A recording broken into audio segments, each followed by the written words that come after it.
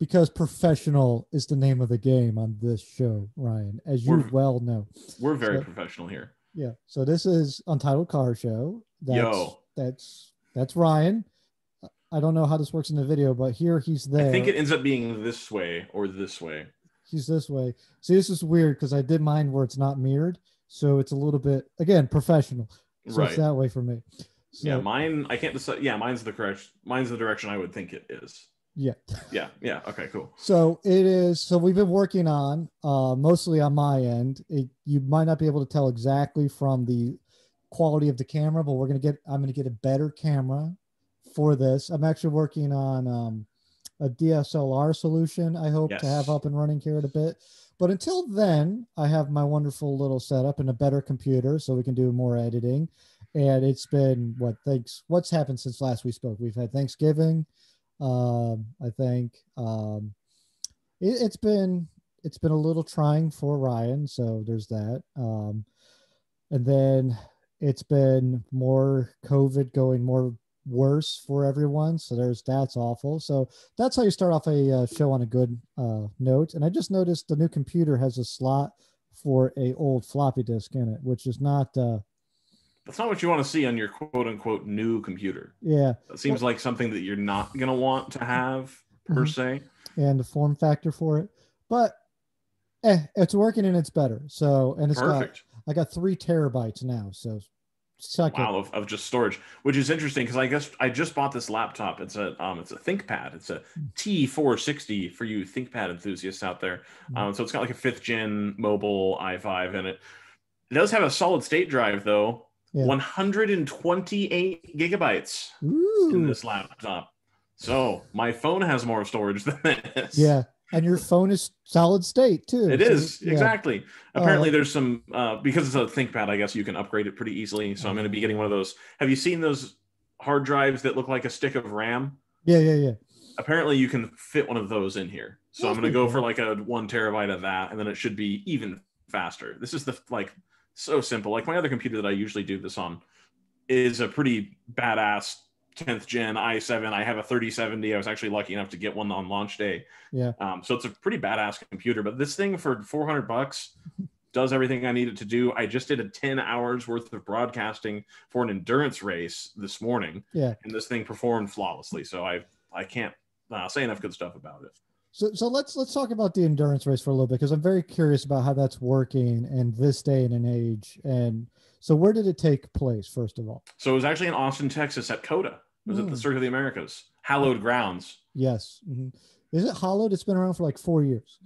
That was the joke. The first time we went in 2018, we were up in one of the kind of the luxury boxes above the pit lane. And so the joke was constantly wow, these hallowed grounds. I guarantee Bernie Ecclestone has like fired somebody from this spot right here. And so that was the joke that I rolled with. And now every track we go to is hallowed grounds or historic. Historic Mid-Ohio, for example, was one we went to. Yes, I get it. So I have been unable to like realize the point recently, and I don't know why. But yeah, so I think I remember you going there a couple years ago, and I think we talked about it back then. So how's that working in this day and age with all the COVID restrictions and everything else going on? So I do it with Drivers Eye Live, and it's a group of people that I've been doing this kind of endurance racing. I used to be a pit reporter. I did that a lot, and then as we've sort of changed gears, we're doing a little bit more video stuff now. So I've been doing more of the kind of the in the commentary booth, kind of as a color guy. Interestingly enough, and it's something I want to keep talking about, I'm going to keep bringing up here, is there's car guys and racing guys. Yes. And they're totally separate. I try really hard to go into that endurance radio broadcast and be that I need more movement, you know? There's the doors, it's very brown, it's very beige. I wanted something going on the screen. So I tried to become the big white wall. Yeah. Maps. Daytona. I have maps. Yeah. I keep screwing that up. Yeah. No, anyway, I try really hard to be the car guy at the racing thing. So when they're talking about, lap times, et cetera, which I fully understand, I'm the one sitting there going, yeah, but he's got a Porsche. And if he hits the front of that on something, it's going to overheat. Right. So that's something to, keep track of. So right now we had access to like 5 or 6 in-car cameras. Yeah. So we cycled through those on like a 20-second delay, and then we had live timing available as well from Race Hero. And then Joseph Moodrock, who does it with us, has an outstanding Python script that he built himself, and Yeah. he sucks all of the data out of Race Hero and Yeah. then puts it onto his own thing. And he has like full race prediction Huh. stuff on there. He can tell when the car's about to make a pit stop, all kinds of like deep data stuff on there that kind of helps us if we're not there in person, Yeah. have something to talk about, you know.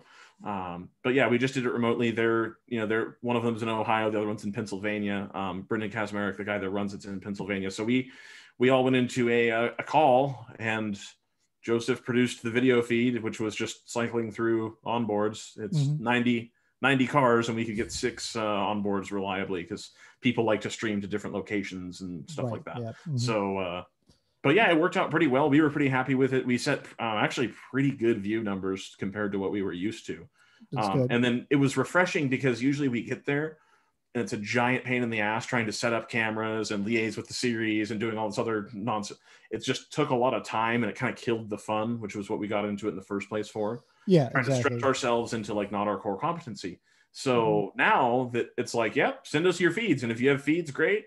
If not, you're not going to be on the stream. Like, and that sucks. And we just got to do our thing, and so it was actually super refreshing. I don't want to do that all the time. I don't like sitting in a room for 10 hours just looking at a screen. But other than that, I enjoyed it, and it was a really, really good race.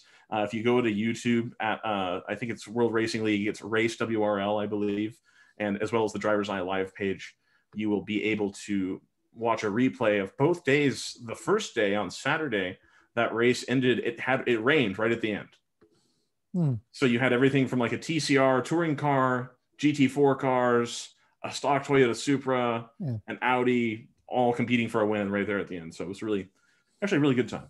That is a good time. I always, it's again, car guy mostly, and it's one of those things where I really want to get into racing. I know a couple of people who were former race car drivers, and I'm not really friends with anyone who's currently doing race car driving, but it's one of those things where it's like, I really, in my mind, cars come down to, there's the freedom that a car allows you, and that's kind of the thing. It was the great emancipator of the common person. You could go from one coast to the other coast, and it seems kind of silly to start and end at the same place, but at the end of the day, a car really does take you from somewhere and then back to that place. So I kind of get it, and that's where it becomes like the pinnacle of technology and everything. And I really want to get into racing. And I think the best thing that's helping me right now is, ironically, the fantasy Formula One, because it's forcing me to pay attention to the like pinnacle, I guess, of Formula One, of all racing is Formula One. Everyone who's a race car driver seems to want to get to Formula One. Probably because that's where all the money is. No. If you want to make money, you said no. Well, I mean, as a driver, not the money. It's the appeal. It's the cachet of having the best cars and all that stuff. Right. There's very few people are making money out of Formula One at this point. Well, I mean, the drivers. I'm saying race cars. Yes, correct. The drivers do not make a whole bunch of money in Formula One at this point. If you're in the top 5 or 6 drivers, you make some money. Yeah. The rest of them are doing it for low 6-figure sums. Yeah, that's a good point. But yeah, so I'm curious. What do you think? I like World Rally Car, obviously. I like the endurance car stuff. I like anything rally, just because the highlights are always the best. It's one thing when you're watching the endurance race, and I love watching what is it? The 24 hours of Le Mans. I always want to say lemons, and that's always a highlight of the year. I always like trying. Daytona's coming up, right? Roar before the 24 or whatever. I don't know if they're going to do the Roar this year because of COVID or not. Yeah. So Daytona will be in late January. Okay. I know they have something where it's like this. I saw a brief in the emails with all the press releases was like, oh, there's a thing that's going on before the Roar with 24, and I don't know if that's taking the place. I don't. They've flipped back and forth on that a couple of times, that there was going to be a pre-event and then there wasn't, and then there was again. So I would have to check again, honestly. Yeah. But Daytona's coming up. That's going to be fun. But again, watching endurance race, the thing that makes endurance racing fun in my mind is you can and again, you sat in a room for 10 hours watching this.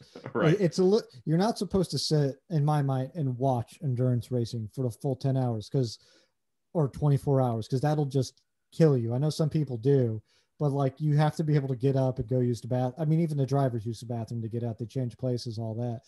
And that doesn't really lead to good highlights, much like, but then Formula One is kind of boring highlight wise too. So that's why I like rally car stuff, because it's like, yeah, cars go crashy.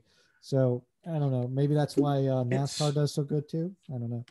it's the Formula One isn't visually interesting right now just Right. because of the rule set they have and the now. Granted, today's race was fantastic. We're recording this on 12/6, so we Yeah. just had the George Russell in for Lewis Hamilton race, which I'll go into in a little bit more detail Yes. later, Mm-hmm. because that was a fantastic race. It just finished it up about 30 minutes ago, and I racing is like baseball insofar as if you just try to Yeah. if you're just doing a drive-by 10-minute, like, oh, I'm gonna watch it for 10 minutes and it's in the middle of the fourth inning and it's Yeah. 1-2 and like nothing's really going on, nobody's hitting home runs, then you're like, Mm-hmm. it's kind of boring.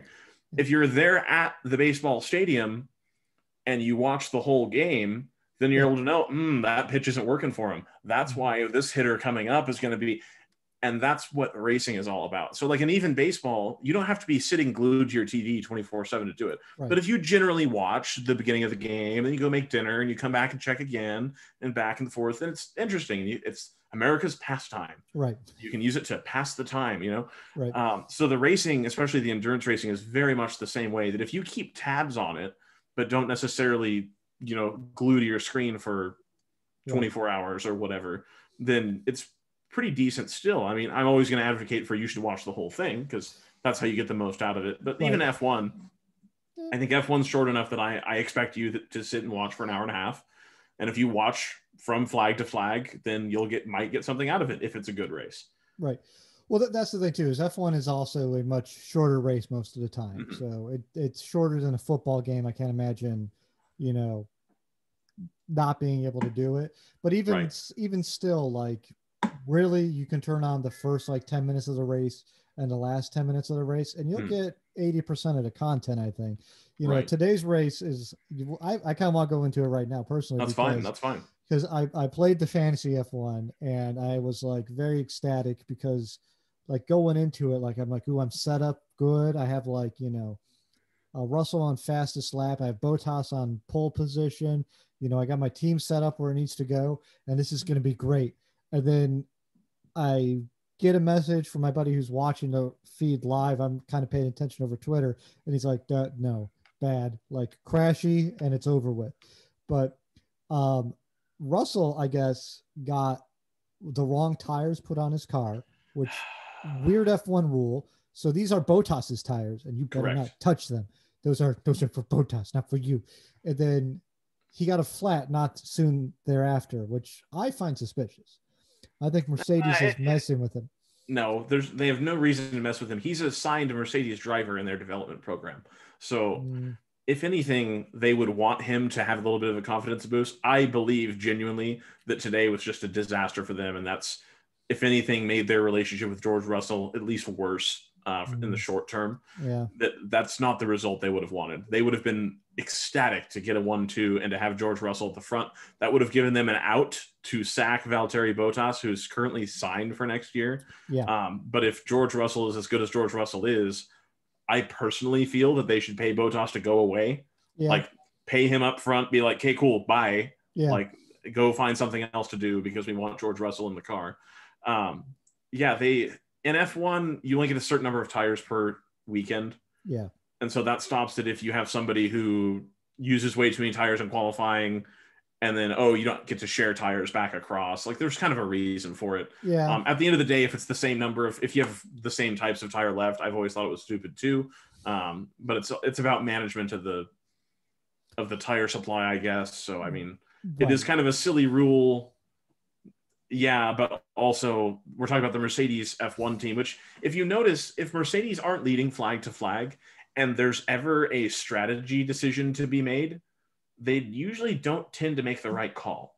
That more often than not, when there's opportunity for a fuck up, Yeah. they tend to find it. And again, usually the car is fast enough that it doesn't matter. But any strategy calls they make are usually the wrong strategy calls. And it's something that I think has held them back. I mean, they've won the last 7 Yeah. championships, so like it can't be that bad. But you know, from really that top tier of they're not Michael Schumacher and Ferrari, like perfect, Right. because of these little fuck ups they keep making here and there. Right. Like last year, Ferrari was nipping at their heels. Now they won, but you could, it was a toss up. And like you said, if there was ever a race where, Hamilton wasn't off in first, that was an issue for Right. them. It's fascinating because it does make me think, like, why do you think that's the case? Because they should have the most experience out of any team out there because they've been the most good for the most long, I guess. But It's there. So the stereotypical, if you listen to all the like the F1 podcasts, etc., yeah. they use this very outdated stereotype that I guess, I mean, starts to ring true. When Michael Schumacher was killing fools Mm-hmm. in at Ferrari in the early and mid 2000s, they had Ross Brawn was the team principal, Yeah. and then they had Rob Smedley and all a bunch of, and the upshot was when all the British people were in charge of Ferrari, the British people and the Germans were there, everything was working out just fine. As soon as Ferrari started hiring all of these Italian people, it all Yeah. gets very Italian and da, da, da, da, da, and like they always make this characterization that Right. they make every time. But it's, I mean, they've the last several team principals they've gone through and left constantly. So it's there has to be something to it. It's really a management issue, I think. Right. I do know that most teams are based out of Britain just because I guess that's That's where all the stuff is. That's where all the right. suppliers Yeah. are and all Yeah. the yeah. Which I wonder if that's going to change with Brexit going on because if you've been paying attention to the news at all. I don't think so. I think at this point, all of the stuff is so ingrained there, it would be more harm than it's worth to move elsewhere. There are a couple teams that are based in Italy. So Yeah. Toro Rosso, or whatever they're called now, Yeah. Tori, whatever the Alpha Alpha Tori. Tori or whatever. Yeah. Yeah. Yeah. Mm-hmm. Them, Haas has one of their Yeah. bases in Italy as well, but their main, Mm-hmm. like their secondary base is out here in South Carolina. Mm. But their European base is in Italy, and then Yeah. Ferrari, of course, is in Mm-hmm. Maranello. So there's some suppliers there, but then you run into like, well, their supplier is Dallara and not really anybody else. There's lots of little tiny race car part manufacturers that are already well established in Great Britain. So I don't think Yeah. that's going to change. I think they'll absorb whatever costs are associated with Mm. Brexit. Yeah. Well, it's looking like it's going to be a pretty hard Brexit because I know they were just talking the other day and it was like, um, we've like both people have come out like for like the umpteenth time and gone, we want this, they want this, and that does not like work together. So I think they're at the end of this year, it's either give an extension, which isn't going to happen, or it's hard Brexit, which is going to be like the worst case scenario. So we'll see. And in the middle of a pandemic too, that's going to be great. But it's going to be interesting because it's going to shift, I think, a lot of car manufacturing, out of Great Britain and There is. into, yeah. I can't remember who I saw the other day, but there was some, I want to say it was Honda. Mm-hmm. Used to make a lot of Civics there. Yep. And I think they shifted that production out of Great Britain before that reason, or whoever it was I read, it was some mainstream car manufacturer that decided like, oh, we're not going to continue to fund this factory because we aren't going to pay the tax on it. Right. Well, it's the import stuff because then it Yeah. would have to be an import fee and all that. I think Honda and Nissan. I know Honda had a plant. You're 100% on that. I think And it was for the Civic. Yeah, and then it's Nissan, and again it's another small city car, which are big sellers over there. And then I want to say Ford was making something. Yeah. They used to make the Focus there for a long time, but I don't know. I think that might have even ended earlier. Well, because they had to make them in Europe somewhere, I guess. I know there's an engine development over there. I know there's a lot of engine development from Ford in the United Kingdom just because they speak English and most of, Ford's main people speak English. So it just works better that way. So if you can sell something in Europe and you understand the language in which it's being sold, it just makes sense. Like, that's not like not racism, languageist. It's just that's the fact. Like if you can understand, that's why Britain was such a big economic power for a while, because it was the gateway to Europe through from the United States, and I don't. They're kind of handicapping themselves on that, which I'm very curious to see the impact that's going to have on cars, like specifically sports cars coming up, because there's a lot of little sports cars that were kind of, you could tell there was some impact from the Great Britain, like, United Kingdom, England style, like small roadstery things. And I think that's kind of gonna, I think you might see that kind of getting pushed off to the side because those aren't going to be profitable anymore. I don't think. Well, very few of those were even made in Great Britain anymore. Right. And then you've also got stuff like the Lotuses and things of that nature. Mm-hmm. Either are already high margin and they're going to be fine either way, Right. or this is going to push them further to the brink of collapse. And of course, in Great Britain, it's always they're about to collapse. They get bought out at the last minute. They spend a bunch of money, and then they start to collapse again. Right. So I think we're going to see a quickening of that cycle. Yeah. Aston Martin, for example, now they have an F1 team, and somebody bought part of their thing, and they're going to sell the rest of it to Mercedes and all this other stuff. So it wouldn't surprise me, especially if Aston Martin manufacturing leaves Great Britain. Oh, yeah, that's a good. Yeah, I was thinking more from the consumer end though, because I know a lot of those cars get sold in Great Britain just because. Okay, I see what you're saying. That's the, they have a high purchasing power in terms of having an import tariff on that. Okay, right. I see what you're saying. Yeah. And especially they're already shipping stuff from Japan, is where most of them come. Yeah. Mm-hmm. So that might not work out too well. You had the European Union, power block funding that, and now that's gone away. So now it's like you have, how much is that going to be worth it? I could see, I can't imagine the BRZ FRS thing getting killed off, or what is it now? It's the GT86. Mm-hmm. That's one of those things that's going to show your age when you get older, is like, oh, what is that, an FRS? Like, no, it's a GT86, old man. I remember Scion. That was a brand. So that's, I feel old.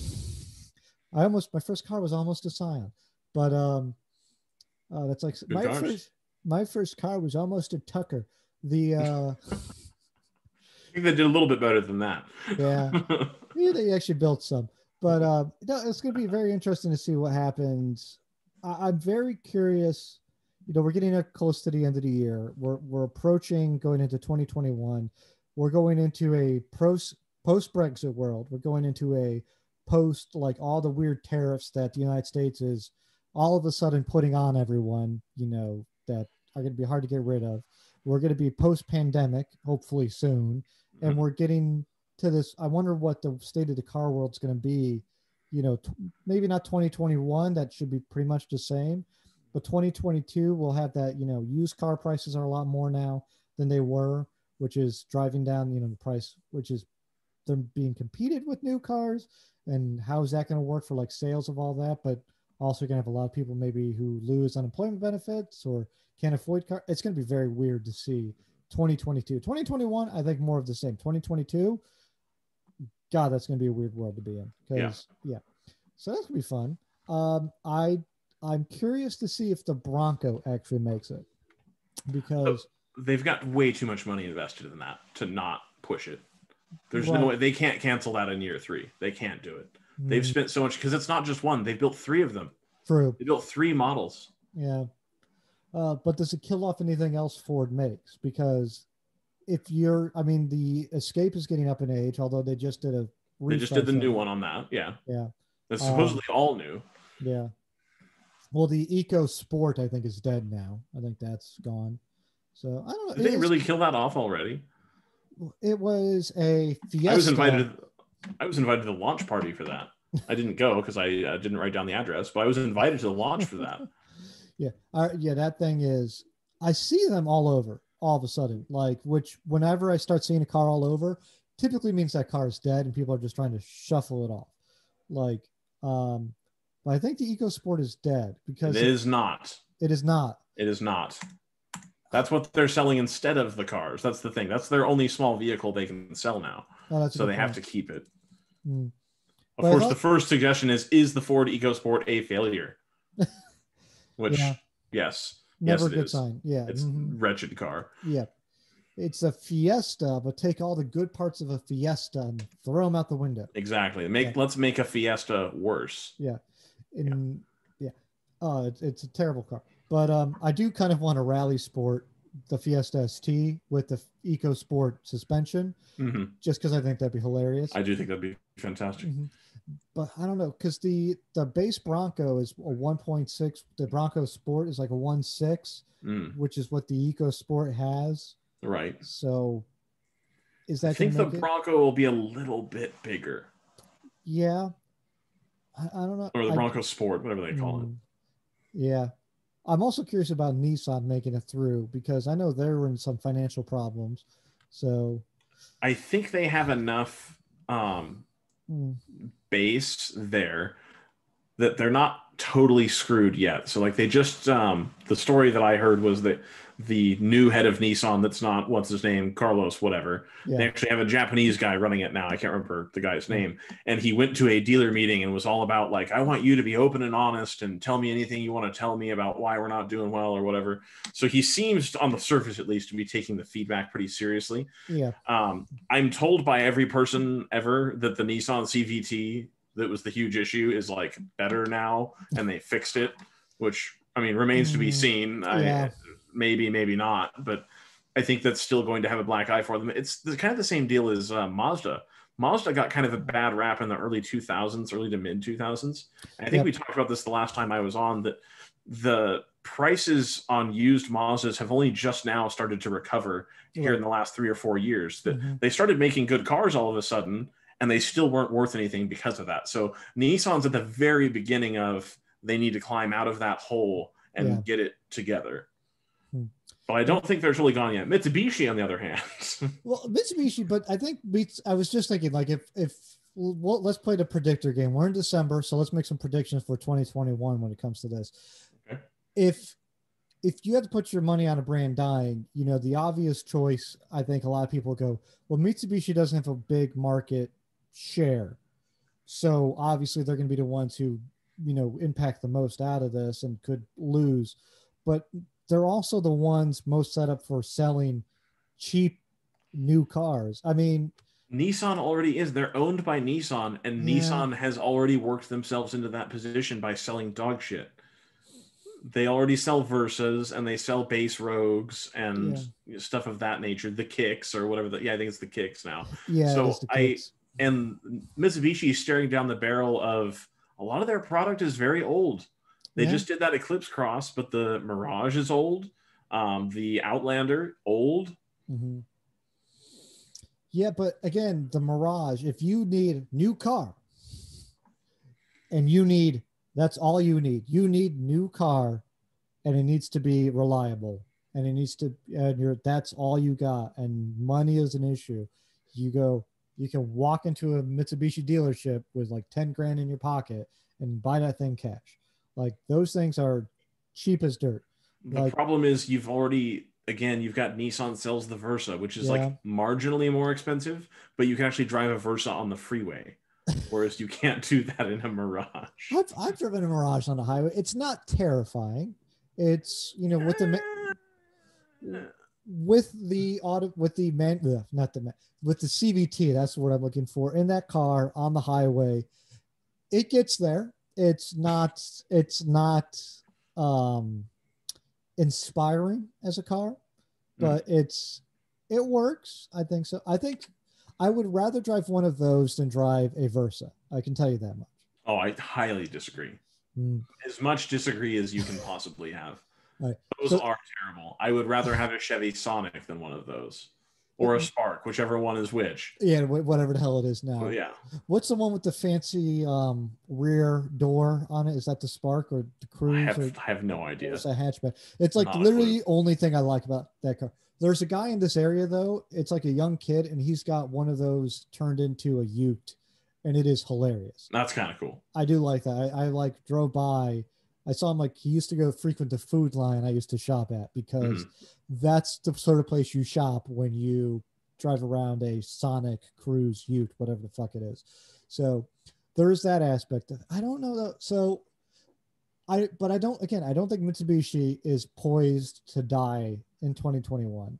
If I had to put my money on it, if it, I kind of I'm thinking maybe Cadillac. I don't know. I like Cadillac. You don't think so? They just started their running all their EV stuff through them. Mm, I don't think Cadillac. I think Buick.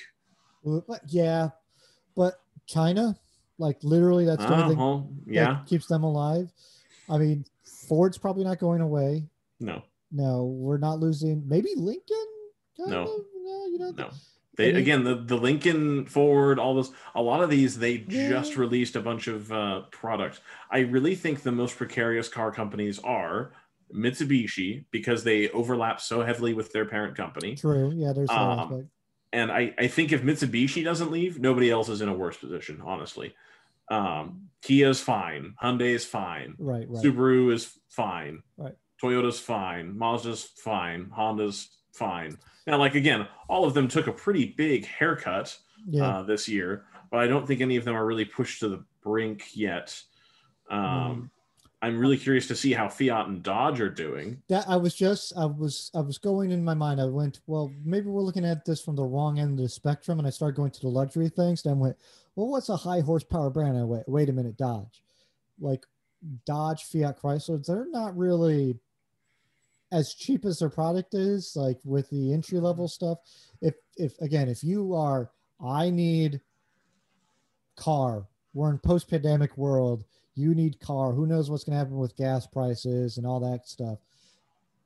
Are you buying a Charger? Like, what's the cheapest car Dodge makes right now? Can you get an Avenger? I No, you can't get an Avenger. They don't do the Avenger. They don't do the Dart. I don't think the cheapest car might, in fact, be. And now I'm gonna have to look it up. The Hmm. cheapest car might be the Journey. Oh, you know that's the thing. The Dodge doesn't make cheap cars. You know who makes the cheap car?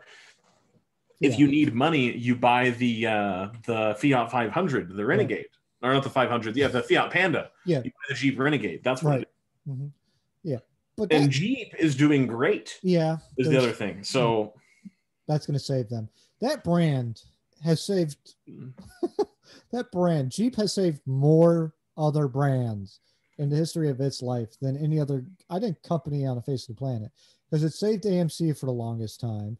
It mhm. saved Dodge for the longest time. It's going to save Fiat. It's going to save, just like going through its life cycle. It's literally just going to save as many car companies as it can. Just because people like fucking Wranglers or Right. CJs or whatever, and they just will keep buying those things, and that will always be a moneymaker for that brand. And importantly, the people who want to buy Wranglers and can't afford them will still go back to the Jeep dealer because they have to have a Jeep in their Right. head. They Uh-huh. already told themselves they were going to have a Jeep. So it's, Yep. oh, well, I can't have that. Well, I'll get this Right. Cherokee or Right. Liberty or Mm-hmm. Patriot or whatever they call it now. Right. Compass. And I did go to the launch of the Compass and shilled for that pretty hard. That was a pretty good car. And I drive them at work now still. And it's like, oh, this is good. I just wish it would not break. Right. The cheapest car that Dodge sells is the $22,000 Dodge Journey. It's the Journey, then the Grand Caravan, then the Challenger is cheaper than the Charger. Yep. How the Grand Caravan, I remember when I bought my Challenger, my second one, it was supposed to be dead that year in 2011. The I Grand Caravan has just, it's the fucking cockroach I of think they cars. have a parts backlog. Hmm. So I think they're trying to wind down, like when they did that the Ram 1500 Classic, wink wink. That was Yeah. because they had old Ram parts left over and they needed to use those up. Yeah. I really do think that we're in a case where the only people buying the Grand Caravan are the fleets, Yeah. and mostly I would mean the rental car companies are buying Right. caravans because Mhm. they're very cheap. Yeah. I think they're going to use up their stock of that and then see what goes from there. Yeah. That's one of those cars. I, again, when someone's like, I need car and I Mhm. need to transport family and I need to transport people, I always go, just go get a Grand Caravan. Mhm. They're bulletproof, they're cheap, they got good horsepower. It's a 300 horsepower car. Yeah, absolutely. Yeah, And and it it's sounds good. yeah. Have you ever heard of straight piped Grand Caravan? No, I have not. It is awesome. Like terribly drony on the inside, as I'm sure you can imagine. But Mhm. again, the issue with those cars, it's always comes back to, well, I don't want a minivan. It's like, oh my god, Right. Well, which that drives me nuts. Well, then mhm. you're gonna have to make compromises. But it's one of those things where I like the Grand Caravan. I just it needs.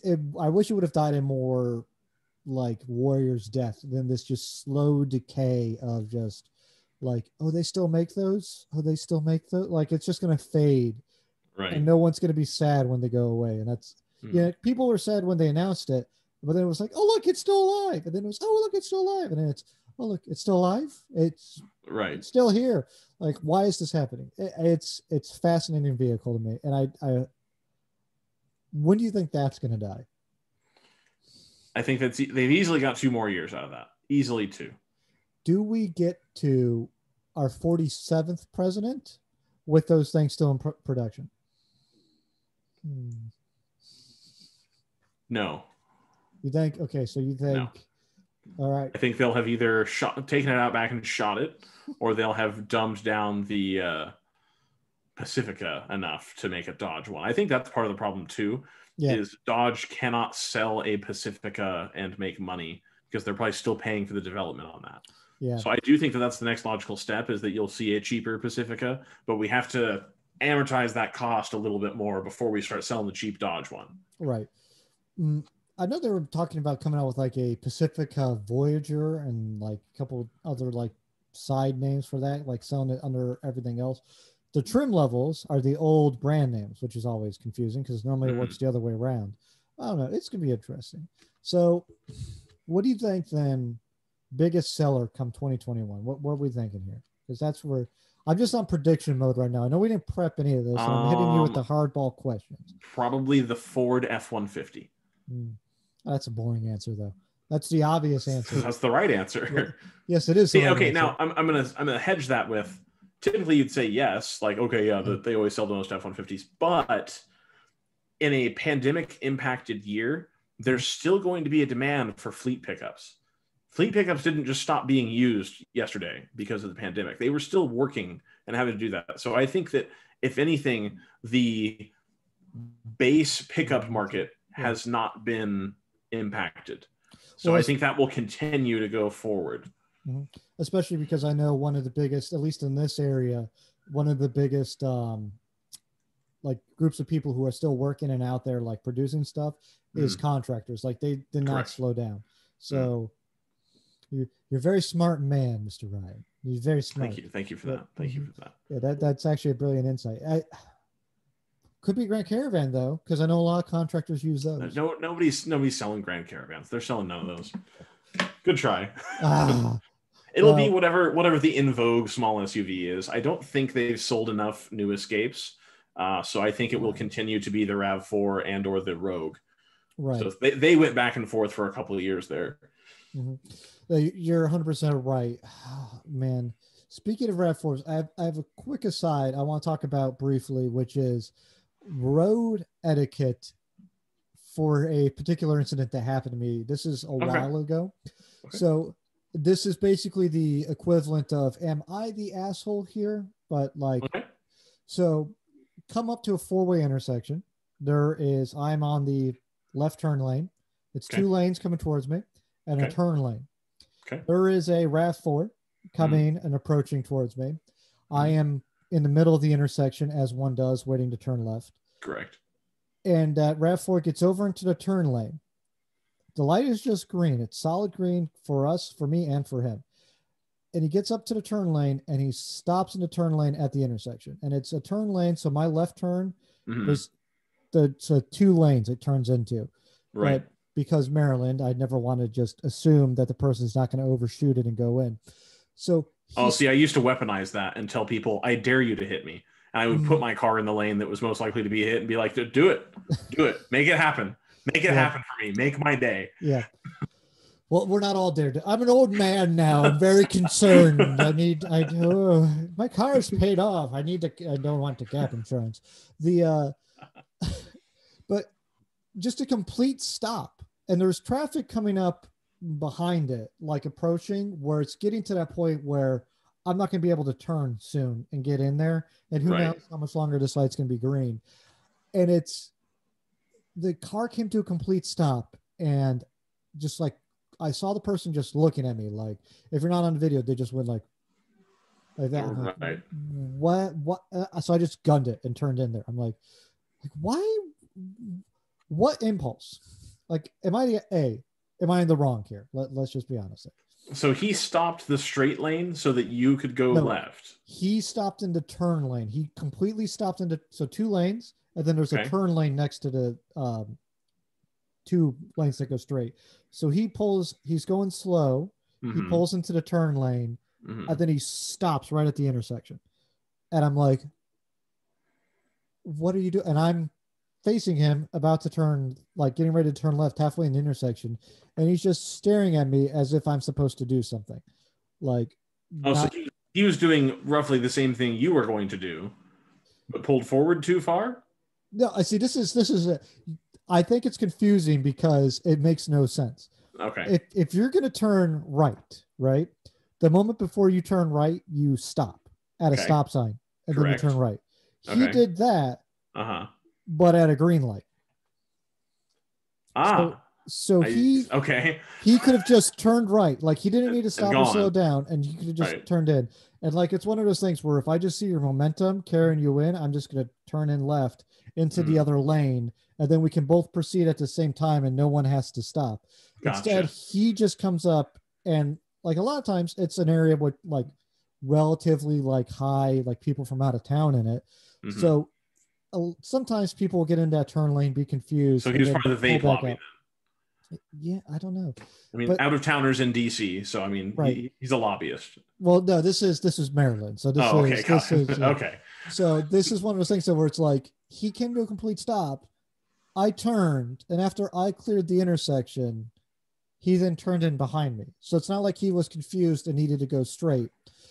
So he I, just didn't. Did he not? He just thought you were going to overshoot it and hit him, but or I was something. completely stopped in the intersection waiting for him to turn. And see, Uh, that's I do the exact opposite thing. Where if somebody has a left turn yield and I have a green right yeah, turn, yeah, I intentionally will bomb down the right turn lane as fast as I can and like yeah, brake and like trail brake at the apex and like glare at people like that.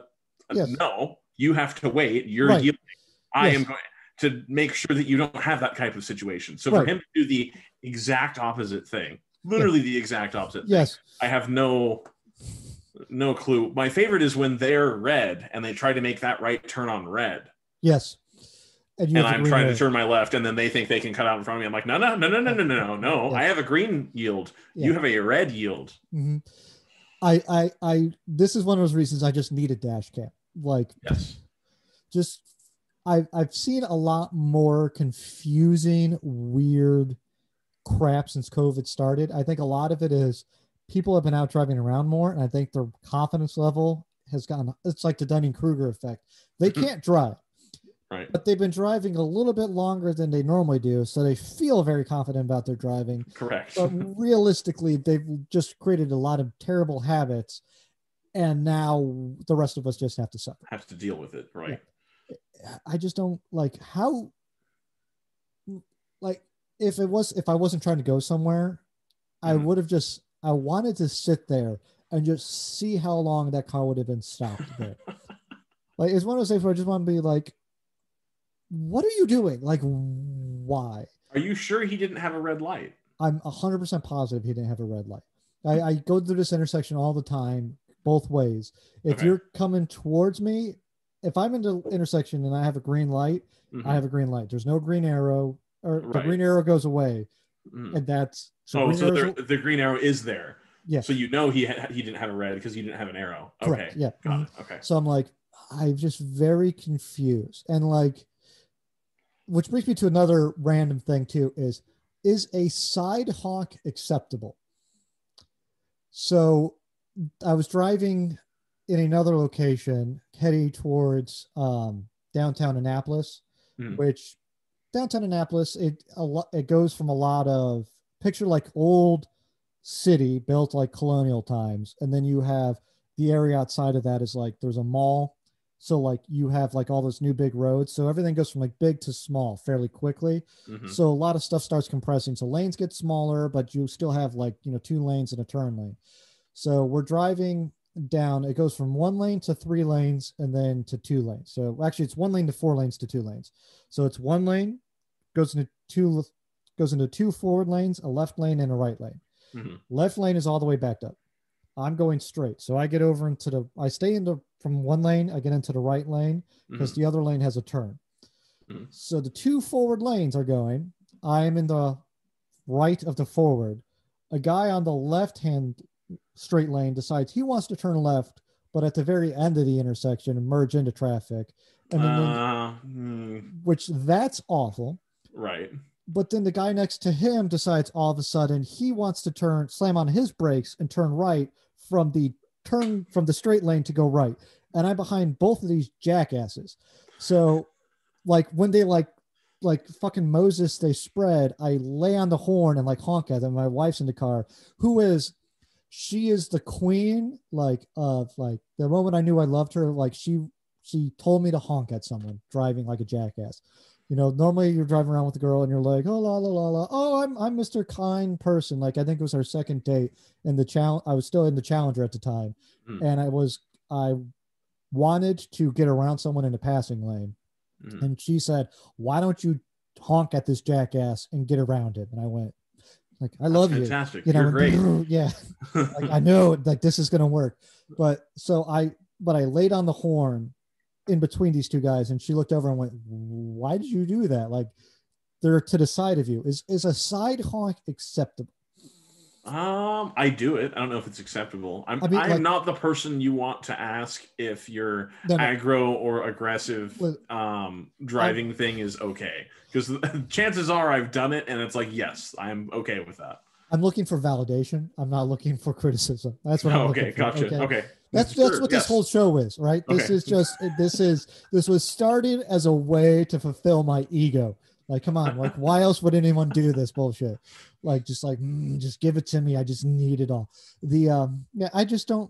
I've started doing it too. I go in DC. There's 295 turns. It's 3 lanes, and one of the lanes turns into a turning lane only, and that's the lane I need to be in. And the other lane continues on to fucking Virginia or God knows where.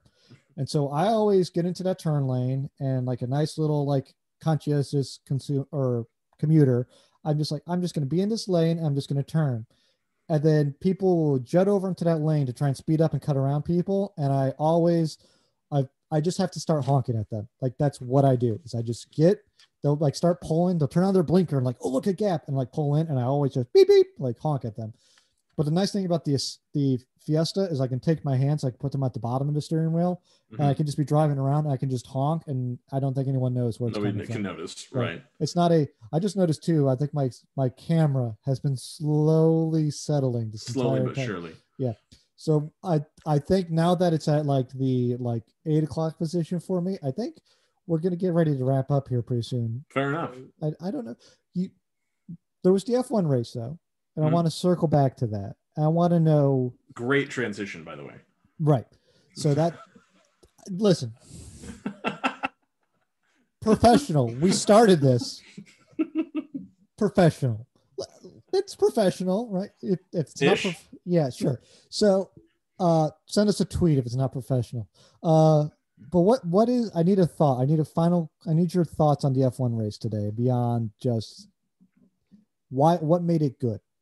Because you said it was already going to be good because you had the best young driver available who's been in the shit car gets handed the like literal movie style golden opportunity.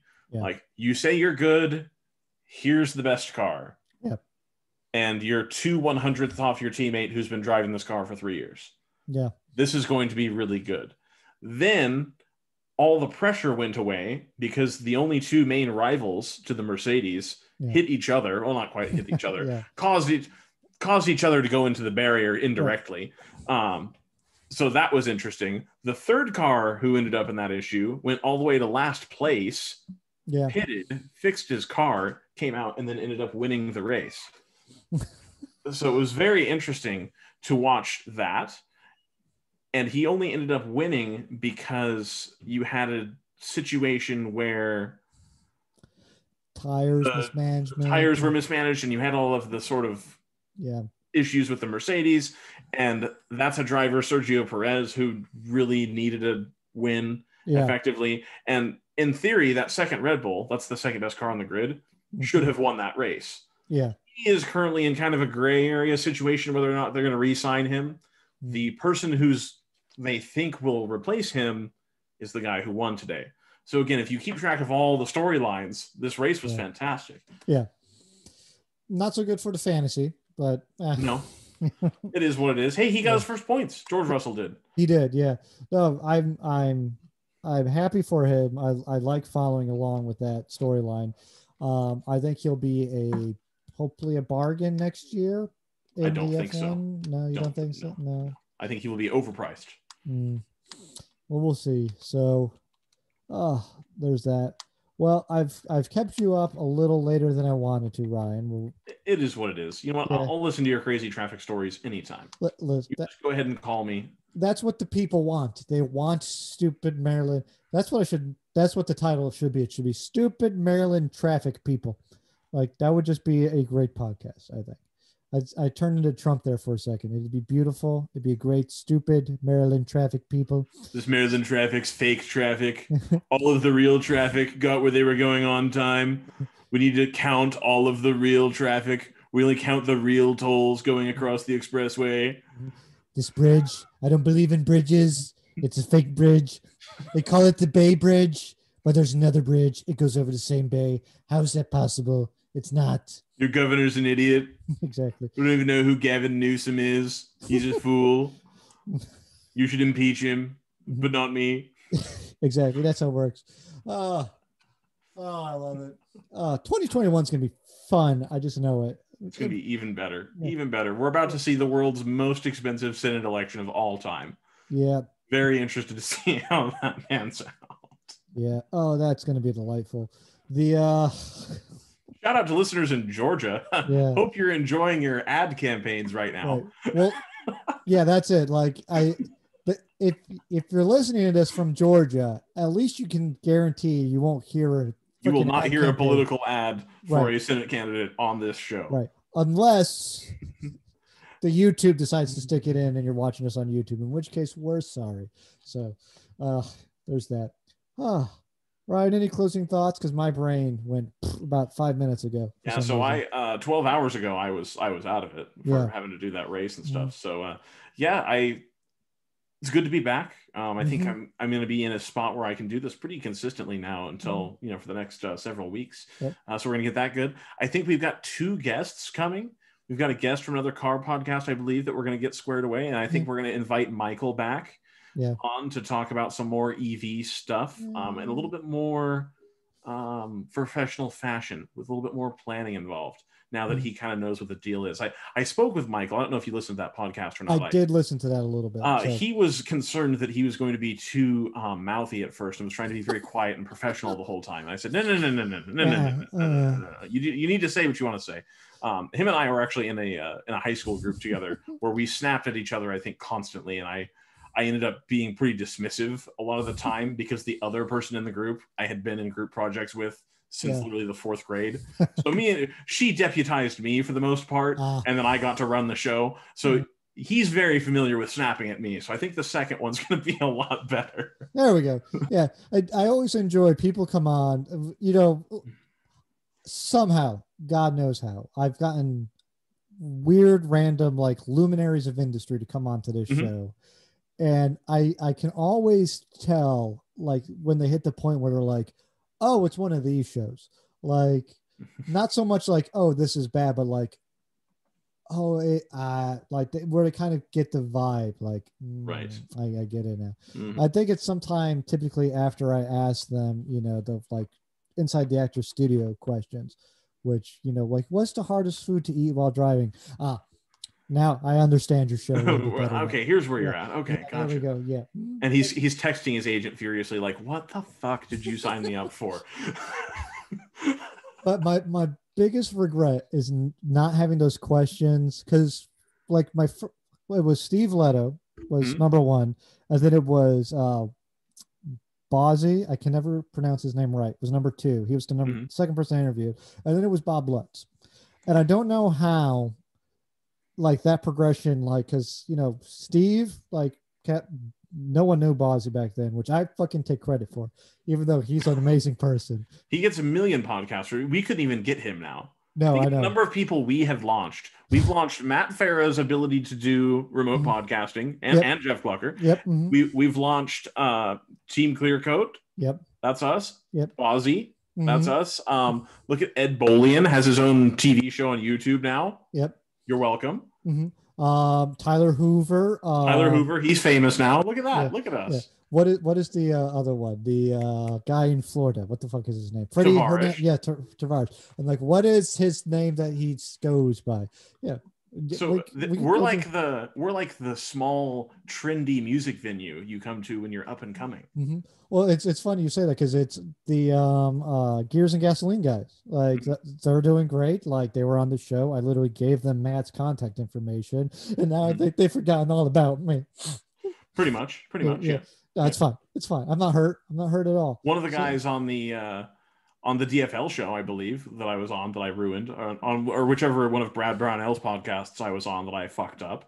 One of those guys that was on there, I was like, hey, I've been on a show with you. You were on Tyler Car Show at one point. What the hell? Yeah. So it's like, damn it. This is where we live, but it's weird. But it's kind of, I mean, Icon Motorsports, that was never a thing before you went over there, right? Oh yeah, that was he definitely wasn't making really cool stuff before I went there. He wasn't making watches, which I think is his money making. Yeah, see. In the leather. Okay, so I messaged him because he keeps showing these baller wallets. And I'm thinking like, oh, that'll be like $150. It's a wallet made with leather and it's handmade. $400 he wants for. I'm like, well, I'll be back when I get a couple more promotions. Yeah. I will buy a sick ass wallet from you, but unfortunately. Yeah. Well, but that's just it. So here's how we'll close this whole thing out, because this is where this is all staying at. Because again, professional. Very professional. 2021, speaking of going forward, so if you're listening to this now and you are someone who listens to the show regularly and you want to come on the show, send me or Ryan a tweet. My direct messages are open on the Twitter, or you can just email untitledcarshow@gmail.com, or yeah, that's the easier one because the right foot down one goes broke sometimes. But also, if you're listening and you're like, oh, you need to talk to so-and-so again in 2021, send that out. Send that in a YouTube comment if you're listening there, or if you're listening via the podcast again, send a tweet or an email, and that will work. And I think that's kind of the best thing. And we're going to work towards, because I had a crisis of, where do I want to go with the show in the future? And I was thinking, well, we're getting close to 2021, and what do we want to do? Because I enjoy these. Right. These are good, the back and forth and all that stuff. And we've gone off on some weird tangents, but I think it works for the most part. I want to get back to doing interviews because I think that'll help us too with our workflow. And, I think so too. This is a little bit behind baseball, but we'll be able to go out and we'll be able to do, we'll have some weeks with interviews. We'll have some weeks where it's you and I, and we'll have some weeks where it's, I interview X or you interview X, and then both of us and all that. And I think that'll be a nice.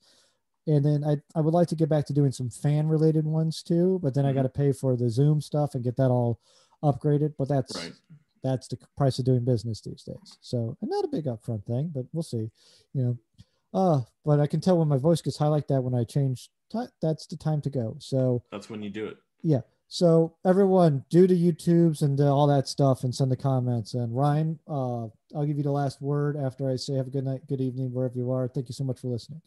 Smash that like button, ring that bell. Also have your pets spayed or neutered. Thank you. Good night.